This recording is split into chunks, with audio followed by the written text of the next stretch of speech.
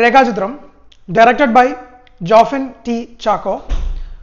Writers Jofin T Chacko, അതുപോലെ തന്നെ പുള്ളിയുടെ കൂടെ ജോൺ മന്ത്രിക്കൽ, അതുപോലെ തന്നെ രാമു സുനിൽ എന്നിവരാണ് ആക്ച്വലി സ്ക്രീൻ പ്ലേ ചെയ്തിട്ടുള്ളത്. സ്റ്റാറിംഗ് ആസിഫ് അലി, അനശ്വര രാജൻ, മനോജ് കെ ജയൻ, ഹരിശ്രീ അശോകൻ, ഇന്ദ്രൻസ്, അതുപോലെ തന്നെ ജഗദീഷ്, നിഷാന്ത് സാഗർ, അങ്ങനെ വലിയ താരനിരയും കുറച്ച് സർപ്രൈസുകളും കൂടി ചേർത്ത് വന്നിട്ടുള്ള സിനിമയാണ് ആക്ച്വലി രേഖാചിത്രം എന്ന് പറയുന്നത്. രേഖാചിത്രത്തിന്റെ ട്രെയിലർ ഇറങ്ങിയ സമയത്ത് ആക്ച്വലി ഞാൻ സിനിമയുടെ ട്രെയിലർ കണ്ടിട്ടുണ്ടായിരുന്നില്ല. കാരണം ചില സിനിമയുടെ ട്രെയിലർ വരുന്ന സമയത്ത് എനിക്കത് ട്രെയിലർ കാണുന്നതിനെക്കാട്ടും കൂടുതൽ അത് തിയേറ്ററിൽ പോയിട്ട് ഒരു മൈൻഡ് സെറ്റ് ഇല്ലാതെ എക്സ്പീരിയൻസ് ചെയ്യുന്നതിനാണ് കൂടുതൽ ഇഷ്ടം.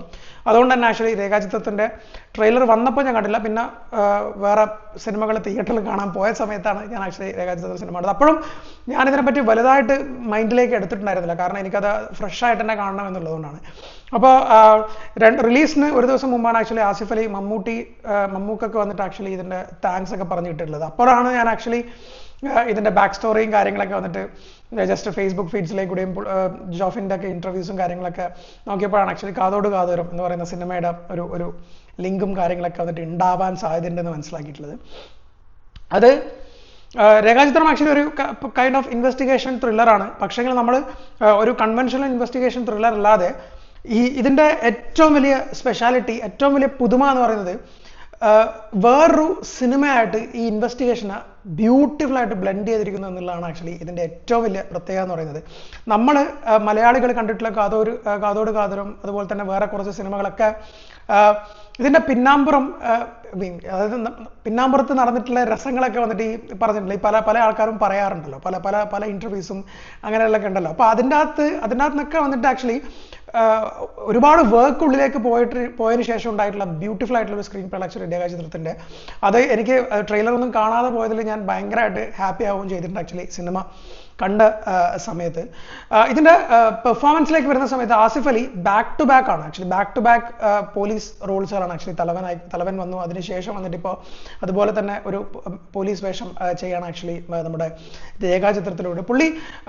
പുള്ളി പറഞ്ഞ പോലെ തന്നെ വന്നിട്ട് നമ്മുടെ മാസും അങ്ങനെയുള്ളതല്ല, നമ്മൾ ചെയ്യുന്ന സിനിമ അത് എങ്ങനെ കിടക്കുന്നു എന്നുള്ളത് ഈ സിനിമയിൽ തന്നെ പറയുന്നുണ്ട് വെച്ചിട്ട് ഇതൊരു ഹിസ്റ്ററി ആകും, നീ ഒരു സിനിമ ചെയ്താൽ അതൊരു ഹിസ്റ്ററി ആകും എന്ന രീതിയിൽ പറയുന്നുണ്ട്. സോ അതുപോലെ തന്നെയാണ് ആക്ച്വലി എനിക്ക് ഈ സിനിമ കാണുന്ന സമയത്ത് സിനിമയുടെ ഒരു സ്ക്രീൻ പ്ലേയിലോട്ട് ഉള്ളിലേക്ക് പോയിട്ടുള്ള ഒരു വർക്ക് നമുക്ക് എവിഡൻ്റ്ലി കാണുന്ന സമയത്ത് എനിക്ക് ഫീൽ ചെയ്തിട്ടുണ്ടായിരുന്നത്. പ്രീസ്റ്റിൽ മമ്മൂട്ടിയുടെ അത് ലുക്സും കാര്യങ്ങളൊക്കെ ഗംഭീരമായെങ്കിലും ആസ് എ മൂവി പ്രീസ്റ്റ് വന്നിട്ട് ഭയങ്കരമായിട്ട് ബോക്സ് ഓഫീസിൽ വർക്കായിട്ടില്ല. പക്ഷേ ജോഫിൻ അത് ശക്തമായിട്ട് ആക്ച്വലി തിരിച്ചു വന്നിരിക്കുകയാണ്. എനിക്ക് എപ്പോഴും ഇങ്ങനത്തെ സിനിമകൾ കാണുമ്പോൾ ഭയങ്കര ക്യൂരിയസ് ആയിരിക്കും, എത്തരത്തിലുള്ള റൈറ്റിംഗ് പാറ്റേൺ ആയിരിക്കും ആക്ച്വലി ഇതിന്റെ സ്ക്രീൻ പ്ലേ റൈറ്റേഴ്സ് എടുത്തിട്ടുണ്ടാവുക, അവരെന്തൊക്കെയായിരിക്കും അന്വേഷിച്ചിട്ടുണ്ടാവില്ല, ഇതിന്റെ മെയിൻ ത്രെഡ് എങ്ങനെയായിരിക്കും. മേ ബി മെയിൻ ത്രെഡ് ഇവർ പറഞ്ഞ പോലെ ഈ അനുഭവങ്ങളിലെ കൂടി മമ്മൂക്കയും അവരൊക്കെ പറഞ്ഞിട്ടുള്ളതായിരിക്കാം. പക്ഷെ എന്നാൽ പോലും അത് എങ്ങനെ അത് ലിങ്ക് ചെയ്യുന്നു, അതിന്റെ സ്ക്രീൻ പ്ലേയുടെ ബ്രാഞ്ചസ് എങ്ങനെ ലിങ്ക് ചെയ്യുന്നുള്ളത് ഭയങ്കര അത്ഭുതമായിട്ട് ഫീൽ ചെയ്തിട്ടുണ്ടായിരുന്നു. ഒരു സ്ലോ ഇമോഷണൽ ത്രില്ലറാണ് ആക്ച്വലി. നമുക്ക് ഇനീഷ്യലി തന്നെ ത്രില്ലറിൻ്റെതായിട്ടുള്ള ഒരു തരത്തിലുള്ള ഒരു ക്യൂരിയോസിറ്റി ക്യൂരിയോസിറ്റി ബിൽഡ് ചെയ്യുന്നുണ്ടെങ്കിൽ കൂടി നമുക്കൊരു ലോ പേസ് ആയിട്ടാണ് ആക്ച്വലി ഈ സിനിമ പോകുന്നത്, ഒരു ഫസ്റ്റ് 45 മിനിറ്റ്സ് വരെ. എന്നാൽ പോലും ഒരു ക്യൂരിയോസിറ്റി ഉണ്ടാക്കിയെടുക്കാൻ വേണ്ടിയിട്ട് പ്രേക്ഷകരിലേക്ക് ഉണ്ടാക്കിയെടുക്കാൻ ഭയങ്കരമായിട്ട് ആക്ച്വലി ഡയറക്ടറിന് കഴിഞ്ഞിട്ടുണ്ട്. അത് അതിന്റെ എഡിറ്റിംഗ് മുതൽ അതിന്റെ ക്യാമറ വർക്ക് വരെ അതിനെ എൻഹാൻസ് ചെയ്യുന്നുണ്ട്.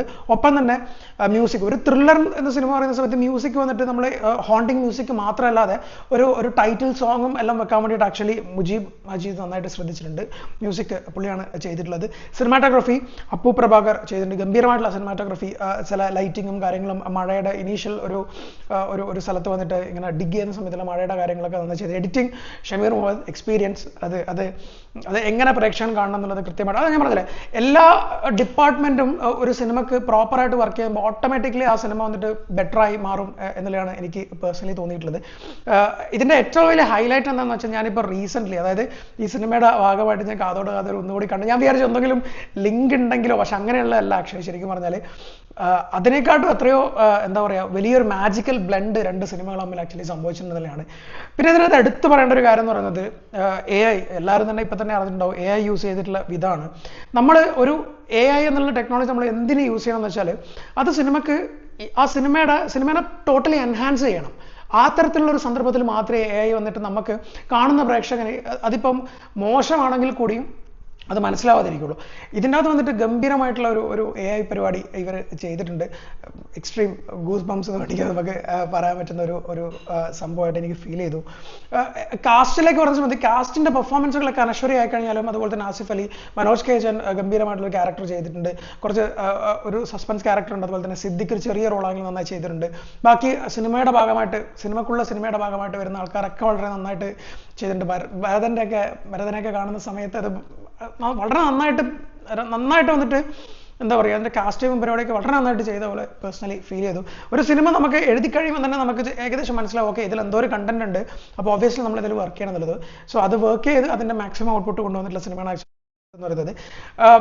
നമുക്ക്, അതായത് മലയാളികൾക്ക് കണക്ട് ആവുന്ന പോലെ അതൊരു വേറെ രീതിയിലേക്ക് വേറെ സ്ഥലത്തേക്ക് പോയി കണക്ട് ആവുമെന്ന് നമുക്ക് പറയാൻ പറ്റില്ല. കാരണം മലയാളികൾക്ക് ഈ കാതോട് കാതോരം അങ്ങനത്തെ പരിപാടികളും നമ്മൾ ആ പാട്ടൊക്കെ ഭയങ്കര ഫേമസ്. ഈവൻ കാതോട് കാതോരം കാണാത്ത ഒരാളാണെങ്കിൽ പോലും പാട്ടുകളൊക്കെ ഭയങ്കര ഫേമസ് ആണല്ലോ. അപ്പോൾ അതിൻ്റെ ബാക്ക് സ്റ്റോറിയും കാര്യങ്ങളും ജോൺ പോളിൻ്റെ പരിപാടികളും കാര്യങ്ങളൊക്കെ ആയിട്ട് നന്നായിട്ട് ബ്ലെൻഡ് ചെയ്തിട്ടുള്ള ഒരു സിനിമയായിട്ടാണ് എനിക്ക് പേഴ്സണലി ഫീൽ ചെയ്തിട്ടുള്ളത്. Asif Ali once again rocking, Anaswara വളരെ നന്നായിട്ട് ചെയ്തിട്ടുണ്ട്.